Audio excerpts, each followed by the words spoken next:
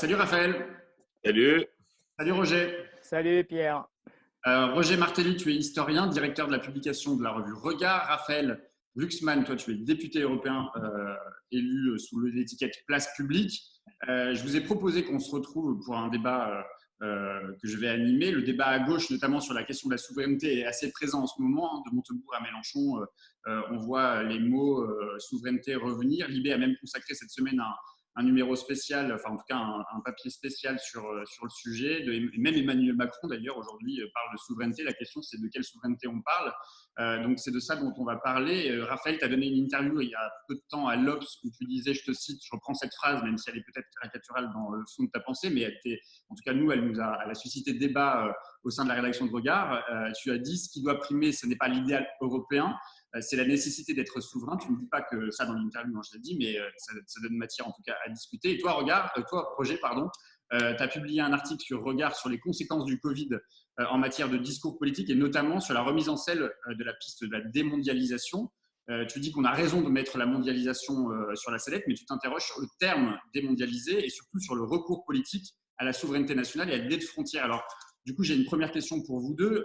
Qu'est-ce qu'il faut mettre derrière le mot souveraineté? Libé, dans son dossier, dit que le terme est apparu en 99 dans une tribune écrite par Paul-Marie Couteau, qui est un haut fonctionnaire, ancien militant socialiste, passé par Philippe de Villiers, puis a terminé au Front National. Alors, de quoi on parle quand on parle de souveraineté, Raphaël? Alors déjà, c'est bien que tu me laisses l'opportunité d'expliquer cette phrase, parce que c'est cette phrase sortie de l'interview qui a suscité le débat. Ce que j'essaye de dire de manière assez claire dans l'interview, il me semble, c'est que jusqu'ici, on a un idéal européen qui prime dans notre logiciel et qui conduit à excuser en quelque sorte, même si on les critique, mais à mettre au second plan les pertes de souveraineté qui sont engendrées par la logique du libre-échange, de la concurrence libre et non faussée, et par les politiques européennes. Et qu'il est, à mon avis, urgent d'inverser l'ordre des priorités. Ça ne veut pas dire que la souveraineté telle que j'entends, et on va pouvoir le développer, c'est nécessairement une souveraineté nationale. Ça ne veut pas dire la nation prime sur l'idéal européen. Ce que ça veut dire, c'est que désormais, chacune des institutions qui régulent nos existences doit être passée au crible de la question de la souveraineté, c'est-à-dire de la capacité qu'on a à décider de notre destin. Et aujourd'hui, il y a clairement l'impression généralisée d'une dépossession de cette capacité-là. On a l'impression qu'on revient, que la postmodernité, en gros, c'est un retour au fatum de la prémodernité. C'est-à-dire qu'on est le jouet de forces obscures, en particulier celles du marché, donc, qui finalement décident de nos existences sans qu'on puisse, nous, contrôler ces forces-là. Et donc, la question qui est posée par la question de la souveraineté, c'est en fait la capacité du citoyen, finalement, via peut-être l'échelle locale, ou via l'échelle nationale, ou via l'échelle européenne, la capacité du citoyen à contrôler son destin, à contrôler son avenir, à contrôler son existence. Et ça doit être la question première. Et ensuite, on voit quelle échelle permet de contrôler son existence, de reprendre le contrôle. Si on ne fait pas ça, on va perdre et l'idéal européen et la démocratie. On va revenir sur la question de l'échelle justement de la souveraineté. Et donc, ce que tu dis, effectivement, la souveraineté, pour toi, ça a plus à voir avec les questions de démocratie. Roger, justement, quand on parle de souveraineté, quand on écoute Jean-Luc Mélenchon, il dit d'ailleurs, je ne parle pas de souveraineté nationale, je parle de souveraineté populaire, de souveraineté sanitaire, de souveraineté alimentaire. Il a raison, évidemment, de distinguer ce dont quoi on parle. La souveraineté, elle n'est pas nécessairement que nationale, ou est-ce que justement il y a une ambiguïté là-dessus? Je dirais franchement que je ne vois pas trop l'intérêt de fixer le débat sur le terme de souveraineté.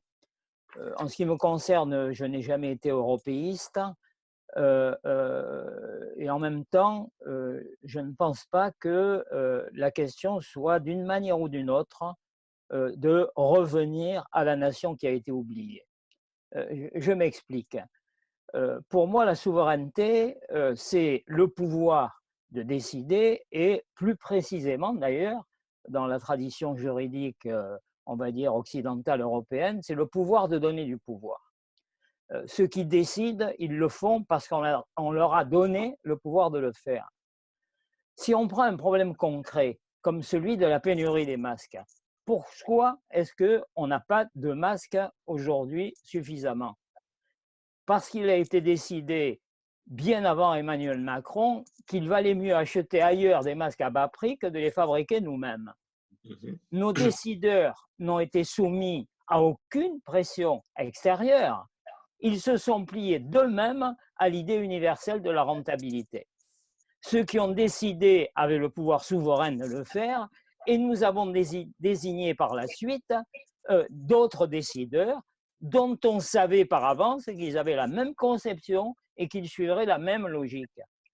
Notre problème, à mon avis, n'est donc pas de retrouver une souveraineté perdue, mais de décider de tourner le dos aux choix faits auparavant en toute légalité démocratique, en toute souveraineté. Nous faisons partie des puissances mondiales. Que faisons-nous donc de notre souveraineté? Continuer comme avant? Faire pire encore? Se réclamer de la souveraineté, à mon avis, ne dit rien de tout cela. Or, personnellement, je pense que c'est l'essentiel. Je redoute donc qu'à focaliser sur la question de la souveraineté, on ne passe d'une certaine manière à côté de la plaque et je dirais ensuite, mais ça c'est un peu plus tard qu'on en parlera, que cela présente à mon avis des risques politiques. Est-ce que du coup, quand même, sur Alors, le fait que le mot souveraineté fasse débat, le fait que des personnalités politiques, je pense à Emmanuel Morel par exemple, qui lui préfère le mot indépendance, est-ce que ça veut dire que le mot souveraineté n'a pas vocation, en tout cas est plutôt un concept de droite et n'a pas vocation et n'est pas compatible avec la gauche? alors, juste, moi, j'aimerais répondre, et de toute façon, ça répondra à ta question. Je suis entièrement d'accord déjà sur l'analyse qui vient d'être faite. C'est que la responsabilité, c'est celle des dirigeants politiques et que c'est les politiques menées qui posent problème. Et que donc, il ne faut pas chercher à se défausser. Ce n'est pas la Commission européenne qui a demandé de détruire les stocks de masques ou de réduire les lits d'hôpitaux. Ça, c'est des politiques décidées par l'État français, par les gouvernements qui sont élus. Et donc, la responsabilité, elle est française. C'est très clair. Maintenant, sur une question plus profonde, à mon avis, qui est quand même que ces politiques, elles sont décidées dans un cadre. Ce cadre, c'est celui des 3 dogmes qui président à la politique européenne, c'est-à-dire d'abord l'orthodoxie budgétaire, on voit que là, ça a déjà explosé, mais ensuite, la concurrence libre et non faussée au sein du marché européen, et ensuite, le libre-échange généralisé. Moi, je suis au Parlement européen, on n'arrête pas de signer des accords de libre-échange avec la Terre entière. Donc, dans ce cadre-là, il y a quand même une question qui se pose sur la capacité qu'auraient, sans dénoncer ce cadre, des gouvernements à changer de politique, justement. Et donc, c'est pour ça qu'il faut poser la question du cadre. Et sur la question de l'indépendance et de la souveraineté, moi, je pense que le mot de souveraineté, en un sens, est moins problématique par rapport à l'internationalisme et par rapport à ce qui fonde à peu près notre famille de pensée au sens large, même s'il y a des nuances et des divergences. Parce que l'indépendance, ça voudrait dire qu'en fait, le problème, c'est l'interdépendance. L'indépendance, ça voudrait dire qu'il faudrait justement couper les liens. La souveraineté, c'est pas ça, c'est la capacité de contrôle. Moi, je ne vois pas en quoi c'est un terme de droite. C'est la capacité de contrôle qu'on a. On peut l'avoir à l'échelle locale, à l'échelle nationale ou à l'échelle européenne. Et donc, je ne pense pas qu'il faille laisser en fait à la droite la question de la souveraineté. Je pense que par contre, il faut la redéfinir, que chez nous, souveraineté, ce n'est pas xénophobie ou fermeture des frontières. Et chez nous, souveraineté, ça s'allie de manière automatique à la question de la démocratie. Parce que, en fait, la souveraineté qui nous intéresse, c'est celle des citoyens. Et que donc, moi, ça ne m'intéresse pas, en fait, que la technostructure française, que la Ve République, que le monarque républicain récupère plus de pouvoir. Ce qui m'intéresse, c'est que les citoyens le fassent. Si c'est pour donner plus de pouvoir à Alexis Keller, honnêtement, ça n'a pas grand intérêt du point de vue de la souveraineté des peuples et de la souveraineté des citoyens. Par contre, poser en même temps la question de la souveraineté et de la démocratie, ça me semble être un moyen de produire un discours qui soit un discours de reprendre le contrôle par les citoyens. Et c'est ça, en fait, dont on est en grande partie victime aujourd'hui. Ce qui fait monter Salvini, ce qui fait qu'aujourd'hui, il y a 50% des Italiens qui en cas de référendum, selon les sondages, se prononcerait pour un Italexit, c'est précisément l'impression qu'en fait, pour restaurer une capacité à maîtriser son destin, on a besoin de sortir du cadre européen en l'occurrence, mais du cadre internationaliste. Et c'est ça le danger, à mon avis, ultime pour notre famille de pensée, pour notre ambition humaniste et universaliste. C'est qu'on a besoin de montrer que sans nécessairement revenir au concept de souveraineté nationale, on peut reprendre du contrôle, on peut reprendre une forme de souveraineté, oui, sur l'avenir et sur le présent. Roger? Oui, mais écoute, moi, tu vois, Raphaël, je suis totalement d'accord avec ce que tu dis là. Mais je pense justement que le mot de souveraineté tend plutôt à obscurcir le débat. Pourquoi? Parce que souveraineté, en fait, il est utilisé de manière curieuse aujourd'hui pour comment dire, se substituer à d'autres notions. Par exemple, tu dis la question centrale, c'est la question de la démocratie. Oui, je pense que la question centrale est la question de la démocratie. Le problème, c'est que le concept de souveraineté, qui encore une fois est le pouvoir de décider et le pouvoir de donner du pouvoir, il se trouve qu'historiquement, il s'est structuré autour de l'affirmation de l'État national à partir notamment du 19e siècle. Et que dans les représentations courantes, quand on pense souveraineté, automatiquement, on pense d'abord à souveraineté nationale. Quant à la question de l'indépendance, Morel dit en réalité, personnellement, je préfère le mot indépendance. Moi, je pense que je comprends ce qu'il veut dire par là. Mais effectivement, tu as raison de dire qu'il y a un problème. Par exemple, aujourd'hui, est-ce que les questions concrètes auxquelles nous sommes confrontés, par exemple, nous sommes démunis par rapport à la crise du coronavirus. Est-ce que c'est un problème d'indépendance? Je ne le crois pas, pour une raison toute simple. C'est qu'être indépendant, c'est une vertu, mais tout le monde sait, d'une part, que ne pas être dépendant ne signifie pas vivre en autarcie.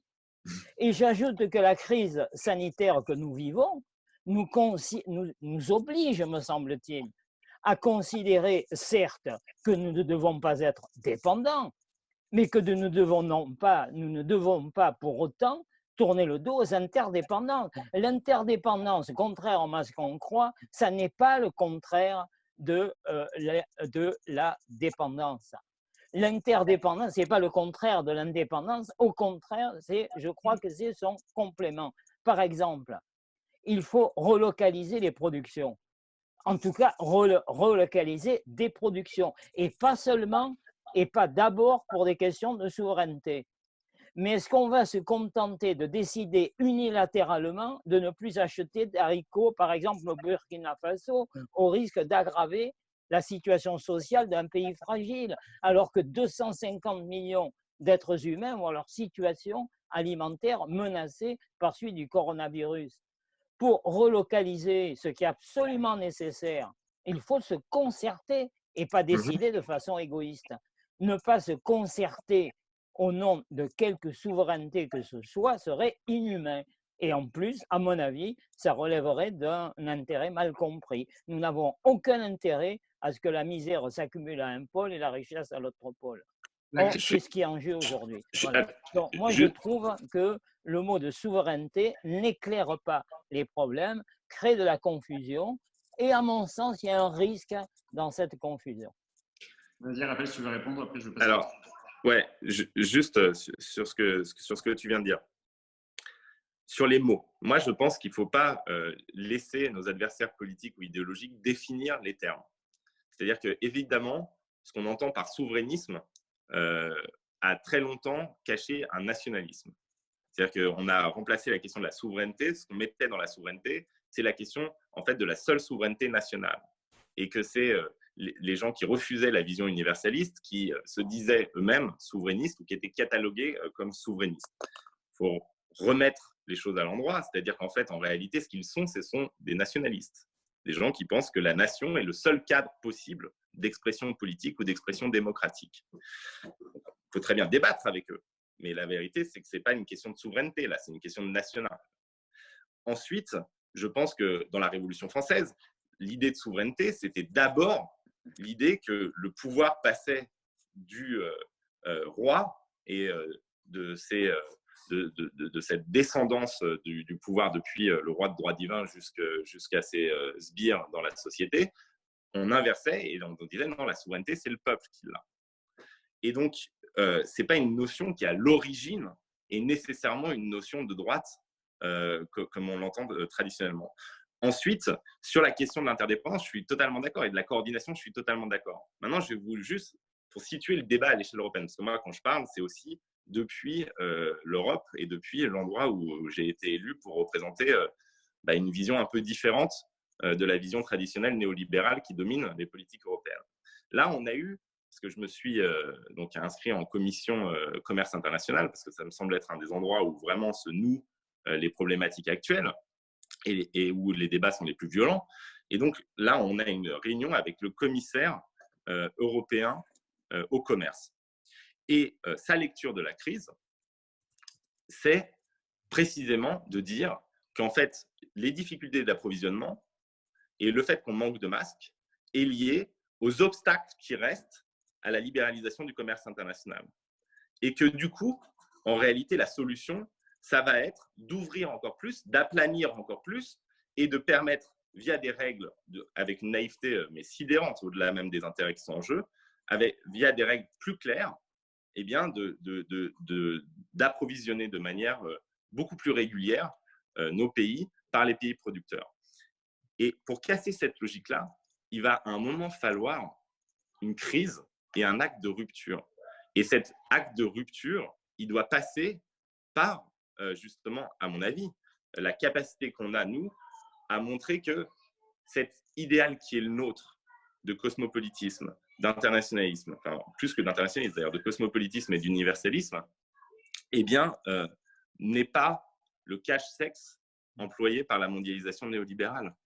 Et or, jusqu'ici, ce qui me semble, c'est que ma gauche, enfin, ma famille politique, en fait, en ayant tellement de méfiance vis-à-vis de la question de la souveraineté, eh bien, a laissé passer son ambition sociale et écologique au second plan, en fait, par rapport à l'ambition universaliste. Et c'est vraiment un risque. Et ça ne peut pas se faire sans coordination, mais pour pouvoir avoir une coordination juste, il faut d'abord avoir une capacité eh bien, de contrôler son destin.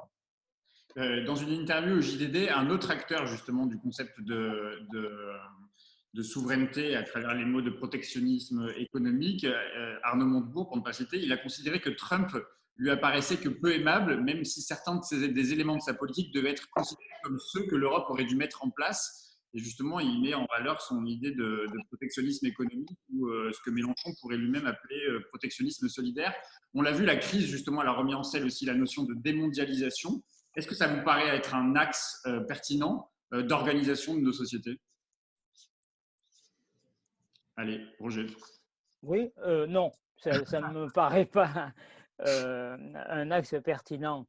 Mais je fais un peu le lien avec ce que Raphaël disait précédemment. En particulier sur l'idée, le mot de souveraineté, historiquement, c'est vrai que la souveraineté, j'allais dire, naît non pas à droite, mais à gauche. C'est l'affirmation du peuple souverain qui installe la souveraineté telle qu'on la conçoit dans le monde moderne avec la modernité. Le problème, c'est que justement, un mot, il n'existe pas dans l'abstrait. Il n'est pas bon ou mauvais en soi. Tout dépend à un moment donné d'un contexte historique. Et le mot de souveraineté n'a pas la même signification pendant la période de la Révolution française et aujourd'hui.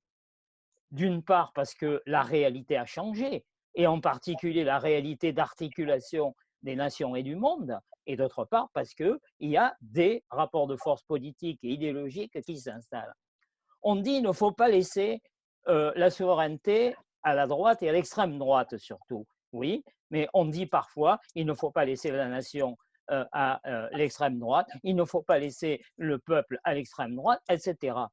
Le problème, c'est qu'aujourd'hui, ces notions se trouvent immanquablement raccordées à quelque chose qui fait que la nation vire au nationalisme, le peuple vire au populisme et la souveraineté vise au souverainisme et la protection vise au protectionnisme. Et on ne peut pas faire comme si ça n'était pas la réalité. Ce qui amène non pas à dire il faut renoncer à utiliser ces termes, mais attention, dès l'instant où l'on met ces termes, j'allais dire, au centre véritablement du débat politique, au centre du débat d'idées.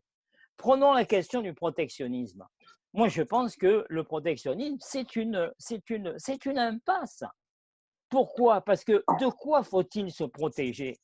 Est-ce qu'il faut se protéger de l'extérieur, de l'étranger, de l'ennemi invisible, comme disent à la fois curieusement Macron et Trump, hein, qui emploient tous les deux la même formule? Bien sûr que non. S'il faut se protéger, c'est des logiques économico-sociales et des façons de décider qui produisent les désordres du monde et qui contredisent le bien vivre auquel nous assistons. Et donc, il s'agit de se réapproprier notre vie, mais quel que soit le territoire où la question est en jeu, national, infranational et supranational. Or, Raphaël, tu as raison de dire que on ne peut pas se contenter de régler le problème au niveau national. Le problème, c'est que mentalement, le concept de souveraineté est appliqué avant tout à l'État national.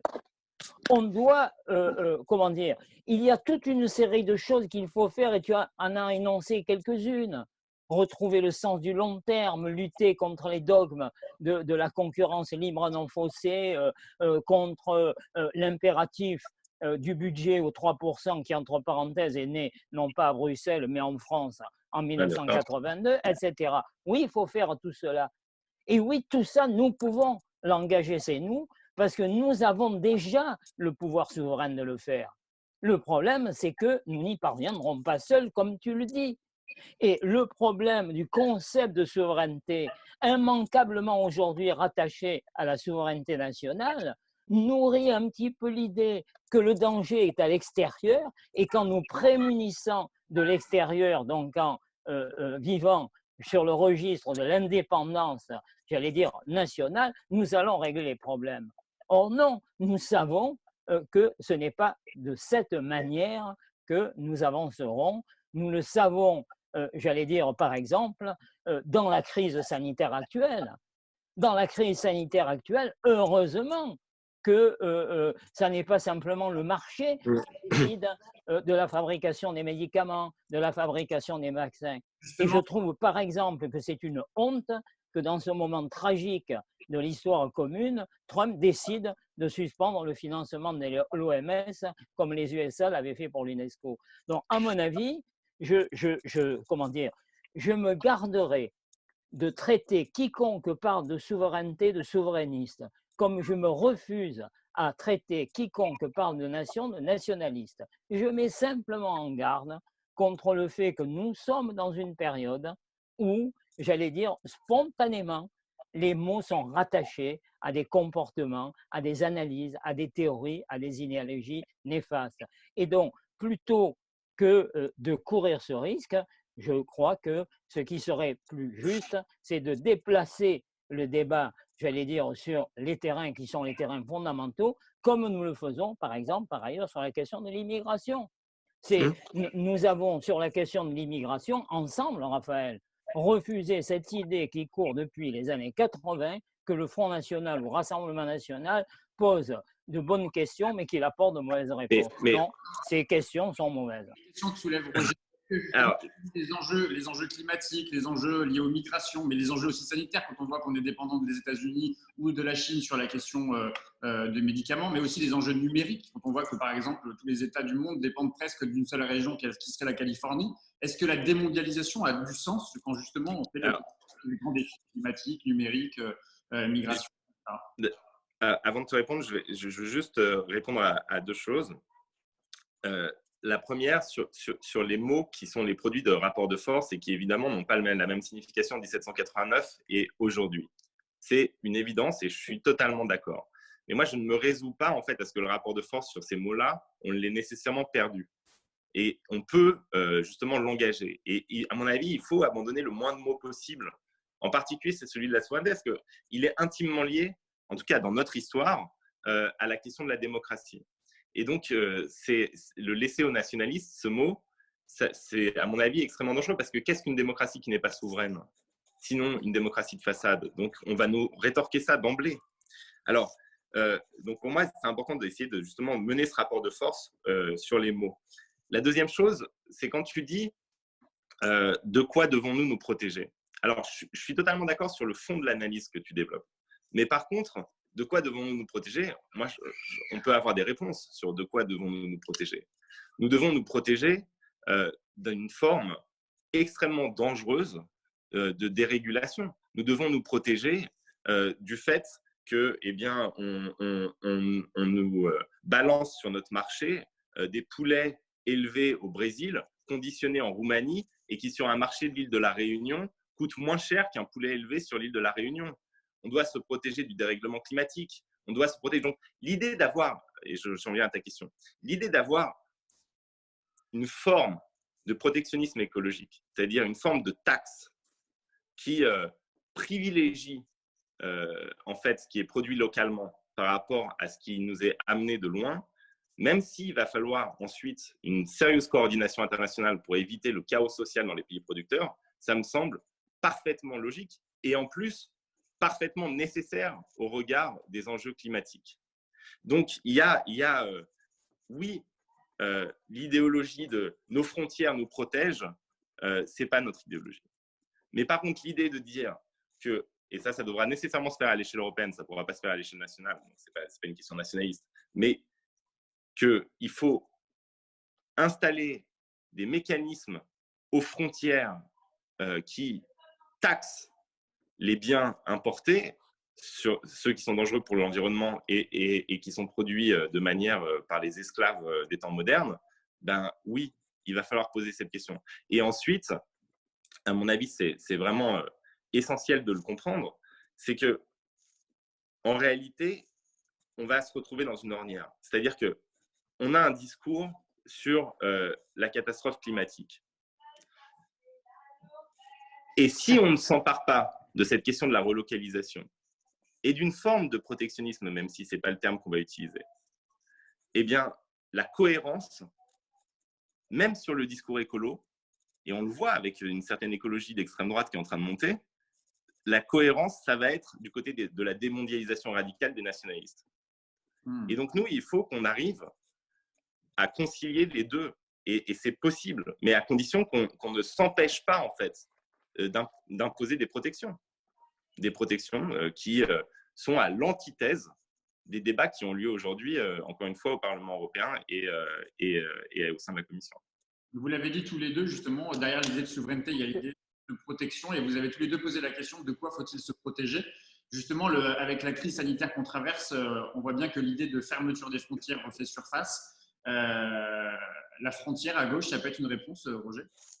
Non, c'est certainement pas en soi une réponse, mais Pierre, je vais m'inscrire dans le fil là de ce que vient de dire Raphaël, que je crois important, et je pense que il est bon que comment dire, on crée les conditions de notre convergence. Hein. L'objectif, pour moi, n'est pas, j'allais dire, d'établir entre nous des barrières qui risquent d'être des barrières en fait artificielles, parce que je suis persuadé que sur le fond, nous sommes d'accord. Donc, je vais continuer dans ce que tu dis. Moi, je suis d'accord avec toi pour dire il faut bien savoir au départ ce contre quoi l'on combat. Moi, je pense que ce qui est la cause des maux actuels, c'est le fait que depuis plusieurs décennies maintenant, il y a effectivement 3 types de logiques qui sont devenues des logiques d'organisation du monde dans son ensemble et de chacune des sociétés qui le composent. Ces 3 logiques, elles sont simples. C'est d'une part la logique de la concurrence libre et non faussée, c'est la règle de la concurrence, de la rentabilité, de la compétitivité qui est la base de toute progression économique et sociale, première affirmation. Deuxième affirmation, c'est la loi de la gouvernance, c'est-à-dire le fait que la démocratie étant en fait impossible dans des sociétés complexes, d'une certaine manière, il faut réserver le droit de décider à ceux qui savent, aux sachants, aux compétents, aux technocrates. La gouvernance, c'est le pouvoir des technocrates. Et la troisième j'allais dire, logique qui gouverne aujourd'hui notre monde, c'est le rapport de force entre les puissances. Tu as raison de dire, si on doit devenir indépendant, c'est devenir indépendant à l'égard de ces logiques qui nous enferment, qui nous emprisonnent, qui contredisent toute possibilité à un moment donné de décider d'être soi-même, d'être autonome, etc. Tu as raison de dire que c'est ça la question. Mais si c'est ça la question, il faut se dire qu'il y a deux, j'allais dire, conditions qu'il faut maîtriser en même temps. La première, c'est la question, encore une fois, moins de la souveraineté que la question de la démocratie. Le problème, c'est que nous sommes confrontés aujourd'hui au fait que la démocratie, telle qu'elle s'est historiquement constituée sous la forme d'une démocratie avant tout représentative, est une démocratie qui est en panne, qui est en crise. Si l'on ne trouve pas des formes nouvelles de démocratie, ce qui va l'emporter, c'est l'autoritarisme ou plus de technocratie ou plus d'autoritarisme, d'illibéralisme, on l'appelle comme on veut. Et la deuxième idée, c'est que si l'on veut combattre ces logiques qui nous emprisonnent, qui nous enferment, nous ne pourrons pas le faire dans un seul territoire, j'allais dire, que l'on va ériger à un moment donné comme le territoire par excellence de la démocratie. Voilà, c'est ces deux affirmations. Et pour ça, ça signifie, à mon avis, qu'il faut considérer que dans ce combat nécessaire pour se réapproprier, au fond, notre capacité à maîtriser notre vie, dans ce combat, il y a des impasses qu'il faut, d'une certaine manière, écarter. Le protectionnisme n'est pas la bonne façon de se protéger, le souverainisme n'est pas la bonne manière d'exercer un pouvoir souverain, le nationalisme n'est pas la bonne manière d'affirmer la nation et le populisme, même si ce mot, j'allais dire, est un mot discutable, n'est pas la même manière de rendre le peuple souverain. C'est moi, ma préoccupation. Pour ça, ça signifie qu'il ne faut pas mener des guerres contre les mots en soi, souveraineté, nation, peuple, mais il faut à tout prix casser l'idée que ces mots nourrissent le populisme, le nationalisme, le souverainisme, et donc à un moment donné, nous met dans une impasse totale, ne nous permet pas de régler les problèmes et au contraire risque. Mais tu vois bien que entre nationalisme, souverainisme et populisme, il y a des mots qui ne sont pas de la même nature. Je vais m'expliquer. C'est-à-dire que le nationalisme, c'est l'idéologie qui nous explique que la nation est la seule voie possible de l'expression d'une identité, d'un peuple, d'une démocratie. C'est quelque chose qui est très clairement définissable. Souverainisme et populisme, c'est souvent des mots utilisés par les nationalistes parce qu'il y a un legs historique du nationalisme pour en fait se laver les mains de leur nationalisme. C'est-à-dire que c'est des concepts flous, souverainisme et populisme. C'est fourre-tout et ça permet, à mon avis, de diluer le véritable problème qui est celui du nationalisme, de la xénophobie ou de l'autoritarisme. Et donc, moi, je nous dirais de faire attention à l'emploi de ces termes-là. Là où je suis entièrement d'accord, c'est sur la question de la démocratie. Et c'est, à mon avis, ce qui va caractériser le débat qui suit. Parce que tout le monde va dire qu'il faut que les citoyens redeviennent souverains, qu'il faut qu'on maîtrise à nouveau notre avenir, qu'il faut que, on soit capable désormais de produire des bouts de tissu, que nos soignants ne soient pas envoyés au front avec des sacs poubelles, que tout ça, c'est quelque chose que tout le spectre politique, en fait, va dire. Et donc, la vraie question, ça sera, mais qui doit redevenir souverain? C'est-à-dire, qui doit à nouveau exercer un contrôle sur son avenir? Et chez nous, il y a, et ça, c'est un héritage de la Révolution, chez nous, il y a un lien indissociable entre souveraineté et démocratie. Il y a un lien indissociable entre la capacité qu'on a à exercer un contrôle sur son avenir et le fait d'être un citoyen qui décide. Et que ce n'est pas une technostructure, justement, parce qu'en plus, on envoie, et là-dessus, je serais même plus radical que ce que tu viens de dire, parce que ce n'est pas simplement la question de la démocratie parlementaire en France.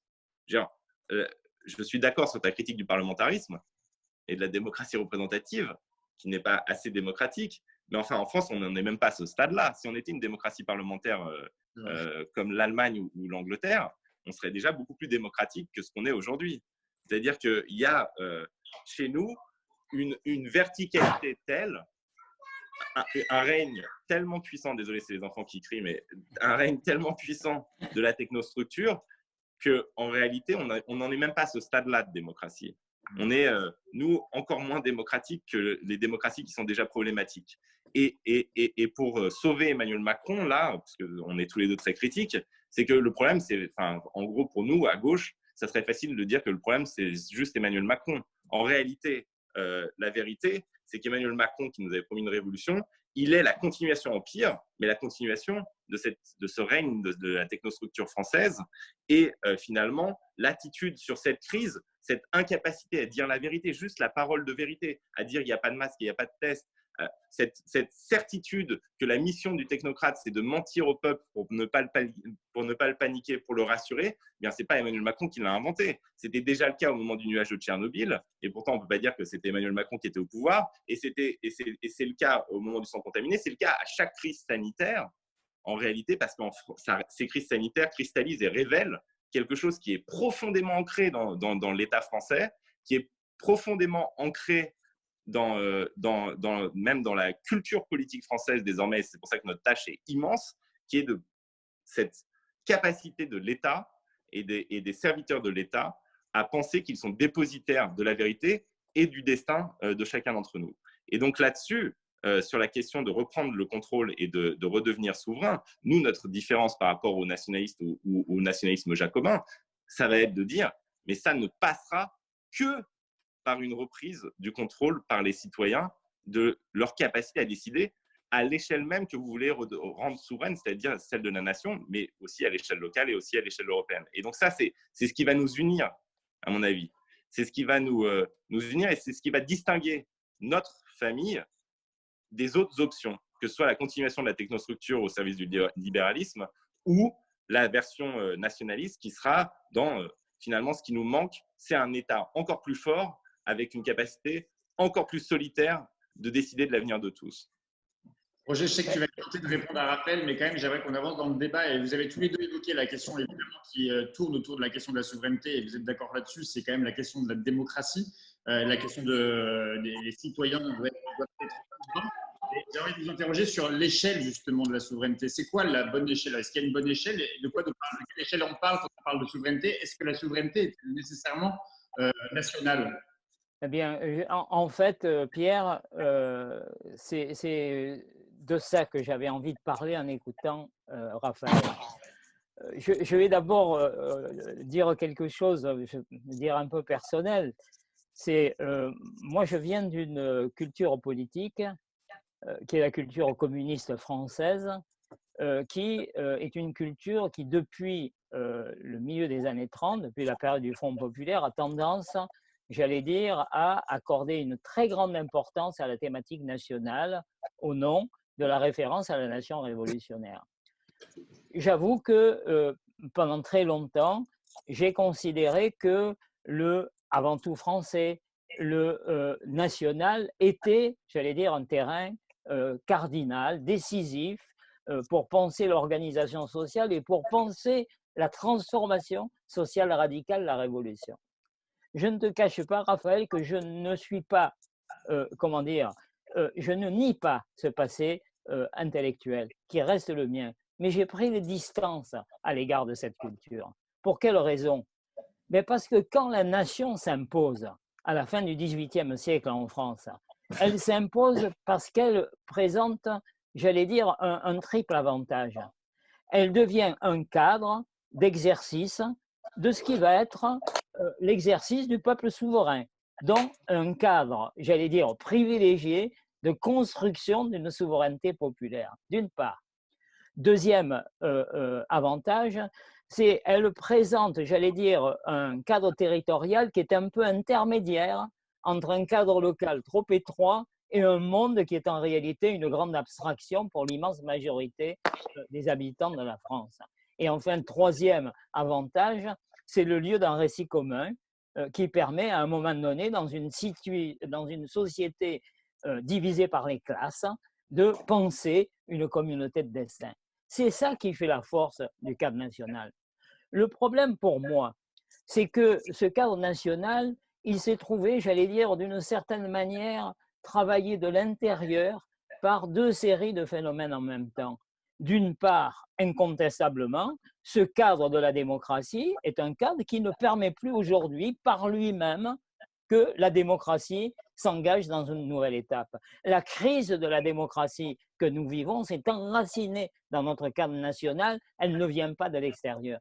Et d'autre part, dans un monde qui désormais est devenu une matérialité qu'il n'était pas à la fin du XVIIIe siècle, le cadre national n'est plus, j'allais dire, le lieu où l'on peut assumer notre communauté de destin dans toute une série de questions fondamentales, économiques, sociales, sanitaires, écologiques surtout, mais voilà, bref. Donc, le cadre national n'apparaît plus comme le cadre par excellence du développement de la démocratie et par ailleurs, il n'est plus le cadre par excellence de résolution des problèmes que nous rencontrons. De ce fait, pour moi, il y a deux affirmations qu'il faut mener en même temps. La première, c'est que ce cadre doit être transformé et nous avons la possibilité de le transformer quand bien même nous nous situons dans le cadre, par exemple, de l'Union européenne ou des institutions internationales. Mais la deuxième affirmation, c'est que nous ne pourrons pas aller jusqu'au bout de notre projet, j'allais dire, de réappropriation de notre vie et de notre destin si nous n'articulons pas notre combat intérieur au combat dans d'autres domaines. Ce qui fait que pour ma part, je ne peux pas séparer aujourd'hui, et je pense qu'il ne faut pas séparer aujourd'hui, le combat pour la réappropriation démocratique par les Français de leur destin d'un côté, c'est un enjeu qui est un enjeu national, territorial, interne, et en même temps de faire en sorte que ces lieux qui sont les lieux supranationaux dans lesquels se décide notre destin ne soient pas simplement entre les mains des marchés financiers, des technocraties ou des rapports de force entre puissants. C'est-à-dire qu'il faut investir de façon démocratique des terrains qui décident de nos vies, qui décideront de nos vies et que nous ne pouvons pas laisser à d'autres. Ce sont ces deux, j'allais dire, combats en même temps qu'il faut mener. Et si l'on doit faire la différence avec l'extrême droite, ce n'est pas en disputant des mots comme celui de souveraineté, c'est en disant qu'il n'y a pas d'avenir pour nous, Français, dans le territoire qui est le nôtre, si d'une certaine manière nous ne rompons pas chez nous avec des logiques qui nous enferment, qui nous emprisonnent, qui nous brident, et si nous ne menons pas ce combat à d'autres niveaux de territoire et notamment au niveau supranational. C'est là que se fait notre différence. Encore une fois, peut-être n'arriverons pas à nous mettre complètement d'accord là-dessus. Je ne pense pas que ça soit fondamental, mais je tiens à mon point de vue. Je pense que dans ce cas-là, c'est moins de se réapproprier le concept de souveraineté que de déplacer le débat que l'extrême droite, depuis des décennies, a mené autour d'une idée. Le problème auquel nous sommes confrontés, c'est un problème d'identité et pas d'égalité. Notre problème, c'est que nous ne sommes plus chez nous. Non, ça n'est pas ça notre problème. Ce n'est pas que nous ne sommes plus chez nous, c'est que le devenir de notre nation comme le devenir de la planète nous échappe. Sur la question de la démocratie, Raphaël, ceux qui plaident aujourd'hui pour une souveraineté européenne, ça veut dire on balaie la question de la souveraineté nationale. C'est compatible les deux, souveraineté européenne et souveraineté française? Alors, justement, c'est bien, ta question va me permettre de répondre aussi à ce qui a été dit juste avant. Écoute, c'est très bien que tu aies dit d'où tu parlais, parce que je pense que c'est toujours important de dire d'où on parle. Moi c'est un peu l'inverse. L'inverse. Ouais, si je peux me permettre. Moi, le premier bouquin qu'on m'a donné à lire, quasiment, c'est Sans patrie ni frontières. Donc, c'est l'idée universaliste et internationaliste pure et dure, avec cette suspicion très tôt à l'égard et du Parti communiste et du Parti socialiste d'être au fond nationaliste, puisque c'est une génération qui s'est fondée sur la question d'abord de la guerre d'Algérie et du soutien à Guy Mollet et de la trahison ultime et du fait que la gauche, en devenant nationaliste, finalement était autoritaire et xénophobe. Et donc, cette pensée-là qui m'a été transmise et qui est avait raison sur la question algérienne et qui avait raison sur la question du danger nationaliste, finalement, progressivement, a évacué la question sociale en la posant comme non prioritaire par rapport au risque de l'autoritarisme nationaliste.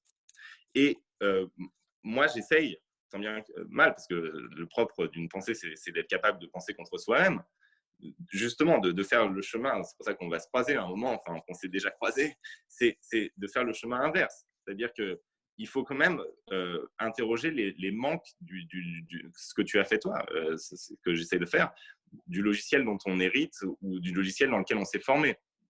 Et donc, ça, c'est pour dire d'où on parle. Ensuite, je suis totalement d'accord avec ce que tu as dit. Moi je pars d'un principe très simple. Ceux qui nous expliquent qu'ils pourront résoudre la crise climatique à l'échelle de la seule nation française, mais bon courage pour essayer de me l'expliquer. Ceux qui nous expliquent qu'il faut eh bien, taxer les GAFAM et qu'il faut le faire en tant que France, mais bon courage pour le faire. Ceux qui nous expliquent qu'ils vont changer les règles d'Amazon à la base de la seule nation française, bon courage pour essayer.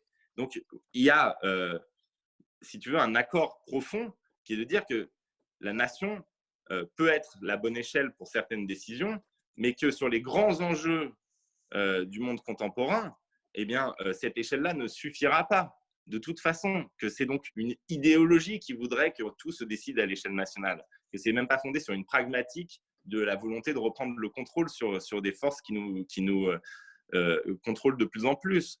Et donc, évidemment que les échelles vont être différentes. Moi, je pense que, pour répondre à ta question, Pierre, que finalement, l'Europe aujourd'hui s'occupe, et je le vois bien au Parlement européen, c'est quand même une source à la fois, franchement, de bonheur de voir des gens s'engueuler sur des bases politiques dans des langues différentes, de comprendre que justement, eh bien, la démocratie, l'expression démocratique, puisque le Parlement est réellement une enceinte démocratique, eh bien, n'est pas directement liée à simplement une identité nationale ou à une identité linguistique, que finalement on se sent plus proche sur bien des sujets d'un Podemos espagnol ou même d'un socialiste espagnol que d'un nationaliste français, et que donc forcément on voit bien là que le débat politique il transcende l'espace national, c'est évident.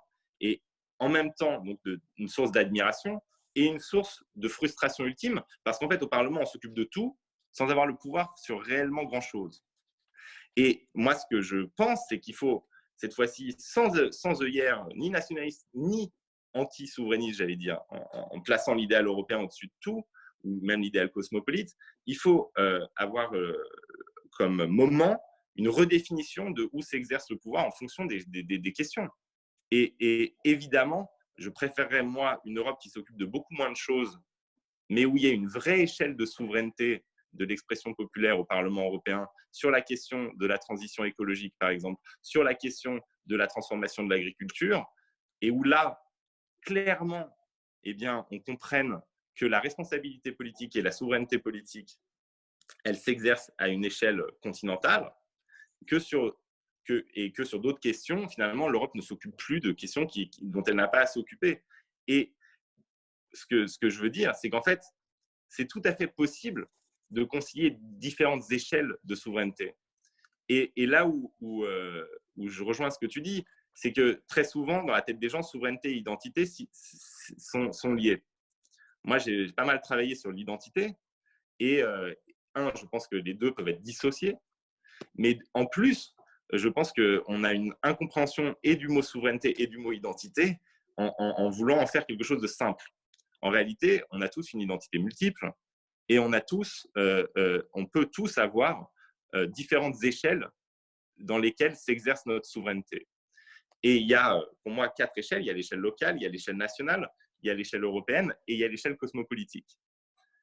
Le problème qu'on a avec l'échelle cosmopolitique, c'est qu'on voit bien aujourd'hui que c'est extrêmement compliqué.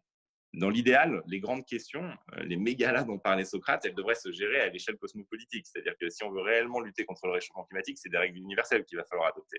Mais pour aboutir à ces règles-là, pour qu'elles soient contraignantes, il va bien falloir partir de quelque part pour essayer de les imposer. Et ce quelque part, aujourd'hui, ça reste, à mon avis, ça doit être l'échelle européenne.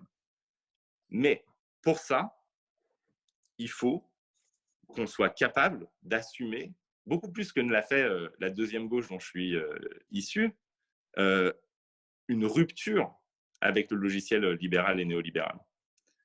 Parce que ce logiciel-là, finalement, c'est intéressant d'ailleurs que je dise logiciel, parce que j'emploie un terme qui finalement m'est étranger. Je n'aime pas quand on parle de logiciel, mais ça, c'est vraiment un logiciel. Ce logiciel-là prive les citoyens de la capacité à décider. C'est-à-dire qu'en fait, ce n'est pas simplement des politiques qui sont mauvaises, c'est qu'ensuite, quand on signe ces accords de libre-échange, on n'a plus de capacité à revenir dessus. Parce qu'on nous explique que désormais, c'est une règle. Ce n'est pas simplement un débat politique sur les options qui sont prises, c'est une règle. Et qu'il y a des cours qui vont pouvoir décider. Et donc, là-dessus, si les cours décident sur les plaintes des multinationales, eh bien, on n'a plus, nous, de capacité de souveraineté citoyenne. Donc, ce que je veux dire, c'est là, on trouvera l'accord. On ne trouvera pas l'accord sur les mots, mais ça, c'est plus une question de stratégie politique, en fait. Mais là, on trouvera l'accord, c'est sur l'ambition, sur le projet, sur la plateforme, enfin, sur l'idée qui doit être l'idée directrice de notre action. C'est-à-dire se saisir de chaque échelle pour aboutir à un contrôle démocratique et à une ambition de transformation sociale et écologique. Et ça passe aussi par l'échelle locale. Et là-dessus, je voudrais revenir là-dessus juste une seconde, parce que c'est la question. C'est la contradiction dans le discours nationaliste jacobin, c'est d'expliquer que oui, l'Europe, c'est trop vaste pour être un véritable espace de souveraineté démocratique et que tout doit être retourné à la nation. Mais en réalité, la France souffre d'une trop grande centralisation. La France souffre justement d'un éloignement du pouvoir par rapport aux citoyens. Et que donc, s'ils sont vraiment logiques avec eux-mêmes sur l'expression de la souveraineté, ils devraient être partisans d'une approche beaucoup plus girondine sur la capacité du local à être souverain sur plein de questions. Roger, tu es tenté de répondre à… Oui, enfin, si on veut, mais là, on arrive, j'allais dire, un peu à la fin de notre conversation. Je vais vous poser ma dernière question. Vas-y. On va terminer là-dessus. Justement, si on considère que que l'enjeu principal politique demain, c'est la question de la souveraineté, la question de la démocratie, évidemment, telle que vous l'avez illustré, si derrière ces mots, on sent qu'il peut y avoir des similitudes sur la question du protectionnisme économique et solidaire, sur la question des relocalisations, sur la question de la souveraineté de manière générale, est-ce que vous craignez, est-ce que vous redoutez, est-ce qu'on peut redouter à court terme, justement, pour proposer une autre alternative à celle d'Emmanuel Macron et d'un monde libéral, ultralibéral. Est-ce que vous redoutez justement cette possible émergence d'une alliance des souverainistes de tous bords? On l'a entendu, hein, ça a été le vœu de bien des hommes politiques, notamment de droite, je pense à Dupont-Aignan, mais est-ce qu'on peut craindre, est-ce qu'on peut imaginer demain une alliance de Montebourg, de Gégaud, de Dupont-Aignan, de Philippot, au nom justement de l'enjeu principal, voire prioritaire de la question souveraine? Allez, Roger. Théoriquement, cette conjonction est possible et je pense qu'il faut avoir le souhait qu'elle soit conjurée. Si s'esquissait un rassemblement entre ces souverainismes, entre guillemets, je partage les réticences de Raphaël avec l'utilisation de certains concepts comme populisme et souverainisme, même nationalisme à la limite, mais encore non, celui-là, il est ancré dans l'histoire. Je pense qu'il faut tout faire pour conjurer l'avènement d'une telle convergence. Mais je suis persuadé que la seule manière de le faire, c'est de faire en sorte que s'affirme contre cette perspective une autre perspective qui soit franchement très à gauche. Et moi, je suis d'accord avec Raphaël pour dire que la condition pour qu'émerge cette alternative à soit, j'allais dire, le choix macronien de soumission renforcée au libéralisme dominant, soit la tentation non démocratique, illibérale, autoritaire, enfermante de l'extrême gauche, la seule façon, c'est que la gauche s'engage dans la rupture franche avec ce qu'il a plombé pendant des décennies. Là, nous sommes d'accord là-dessus. Mais j'ajoute, et je suis certain que Raphaël sera d'accord avec ça, c'est cette rupture ne signifie pas le retour à la situation antérieure. Et donc, il faut à la fois une rupture avec ce qui a entraîné la gauche dans le désastre et refonder la perspective, le projet, la dynamique qui est la dynamique de la gauche. Et donc, ne pas reproduire ce qui s'est fait avant. Les communistes, pendant longtemps, ont pensé qu'on pouvait construire le socialisme dans un seul pays.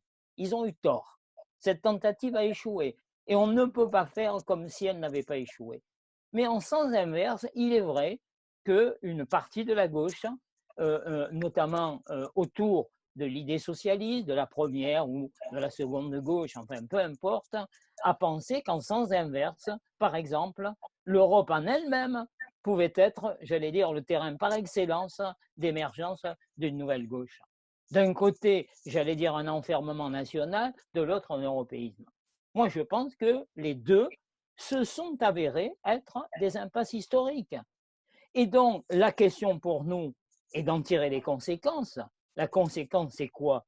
Ben, c'est que si l'on veut rompre avec l'ordre des ordres dominants, il faut d'une certaine manière faire un peu la même chose à toutes les échelles de territoire, sans exception.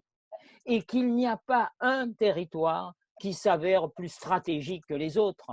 C'est la cohérence de l'action transformatrice à l'échelle de tous les territoires, sans exception, qui est la clé, j'allais dire, de la réussite. Le problème, c'est que nous avons à penser ça dans un moment qui est un moment particulier. Et il ne faut pas se le cacher, y compris la crise sanitaire actuelle, avec le confinement. Je pense que d'une certaine manière, il faut se dire que le risque, c'est quand même que la distanciation et le confinement nous habituent à tenir l'extérieur pour une menace potentielle. Et donc, elle peut faire de l'esprit de protection, du protectionnisme érigé en principe, de l'idée que la protection suppose la clôture, ça peut, j'allais dire, nourrir cette conviction-là. Il ne faut pas se cacher qu'il faut casser cette conception-là. Et par rapport à ça, je pense que incontestablement, la façon de le faire, c'est justement de mener la bataille sur ce qui doit être les véritables terrains de bataille. Ça n'est pas en soi la souveraineté ou l'indépendance ou l'autonomie, c'est la capacité à un moment donné à redevenir maître de ce que on nous a, j'allais dire, jusqu'alors imposé. Et donc rompre avec ces logiques dont on a parlé tous les deux à plusieurs reprises, qui nous ont enfermés dans une impasse. Et ce combat-là, nous devons le mener sur le fond, sans compromission avec l'extrême droite, sans compromission avec aucune de ces idées. Nous devons la mener, encore une fois, sur tous les terrains, sans exception, dans tous les territoires, sans exception, national, infranational, supranational. Pour moi, c'est la clé de la réussite contre l'extrême droite et c'est la clé pour que la gauche retrouve la place qui a été la sienne dans le débat politique national et européen. Raphaël, à toi le mot de la fin, du coup, sur cette possible alliance des souverainistes pour répondre à Roger. Non, moi, je ne crois pas à cette alliance-là. Je vais le dire clairement, je ne pense pas du tout que c'est ce qui va se produire. Par contre, ce qui peut se produire, c'est le morcellement de notre famille politique, de notre espace de pensée, ce qui voudra dire que finalement, l'opinion dans son ensemble est réduite à une alternative entre Macron et Le Pen ou leurs amis de pensée ou d'action politique.